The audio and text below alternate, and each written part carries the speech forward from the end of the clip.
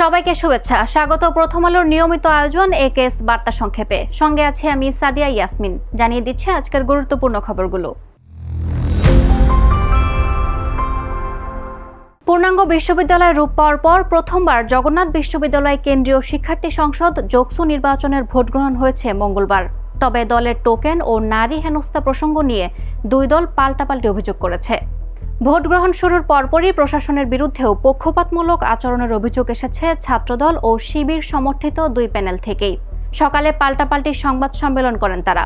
ঐক্যবদ্ধ নির্ভীক জবিয়ান প্যানেলের ভিপি পদপ্রার্থী এ.কে.এম. রাকিব অভিযোগ করেন, বিশেষ এক দলের টোকেন নিয়ে নির্বাচন কমিশন পক্ষপাতমূলক আচরণ করেছে।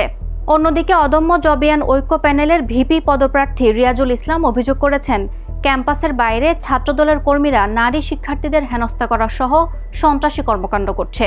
তবে যোগসু নির্বাচন চলাকালে রিয়াজুল ইসলামের স্ত্রী মাহিমা আক্তারকে হেনস্থার অভিযোগ ওঠে ছাত্রদলের বিরুদ্ধে। কিন্তু ছাত্রদল বলছে, পরিচয়পত্র দেখাতে না পারায় ও জামায়াতের 3 নারী কর্মীকে ক্যাম্পাসে ঢুকতে সহায়তা করায় পুলিশ মাহিমা আক্তারকে আটক করেছে। যোগসুর নির্বাচনকে কেন্দ্র করে পুরো বিশ্ববিদ্যালয় ক্যাম্পাস এলাকায় আইনশৃঙ্খলা বাহিনী মোতায়েন করা হয়েছে। তাহরিমা জান্নাতের সঙ্গে ন্যায় বিচার করা হয়নি এবং পুরো বিষয়টি বানোয়াট ছিল বলে মন্তব্য করেছেন জাতীয় নাগরিক পার্টির আহ্বায়ক নাহিদ ইসলাম। চাঁদাবাজির একটি মামলায় জামিনে কারামুক্ত হওয়ার পর জুলাই যোদ্ধা তাহরিমা জান্নাত সুরভিকে দেখতে গিয়ে তিনি এই মন্তব্য করেন।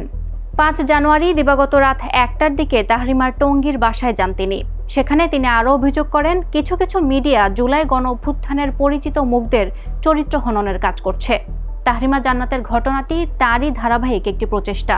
তাহরিমা জান্নাতের বিরুদ্ধে চাঁদাবাজির মামলায় 25 ডিসেম্বর তাকে গ্রেপ্তার করা হয়। 5 জানুয়ারি সকালে জান্নাতকে আদালতে তুলে 5 দিনের রিমান্ড আবেদন করে পুলিশ। আদালত তার 2 দিনের রিমান্ড মঞ্জুর করেন। আদেশের পর আদালত পাড়ায় ছাত্র শ্রমিক জনতার ব্যানারে বিক্ষোভ করেন জাতীয় ছাত্র শক্তির নেতাকর্মীরা। পরে সন্ধ্যা 6:15টার দিকে অতিরিক্ত জেলা দায়রা জজ 1-এর বিচারক অমিত কুমার দে তাহরিমার 4 সপ্তাহের জন্য জামিন মঞ্জুর করেন। রাতে তাহরিমার বাসায় তাকে দেখতে যান নাহিদ ইসলাম।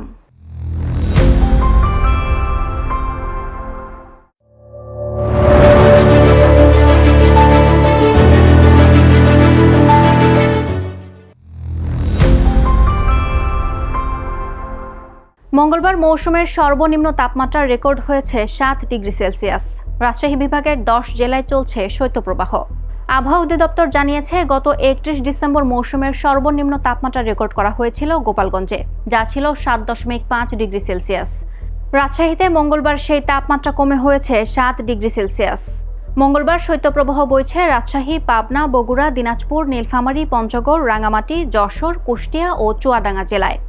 8.1 থেকে 10 ডিগ্রি সেলসিয়াস পর্যন্ত মৃদু আর 6.1 থেকে 8 ডিগ্রি সেলসিয়াস হলে তাকে বলা হয় মাঝারি শৈত্যপ্রবাহ।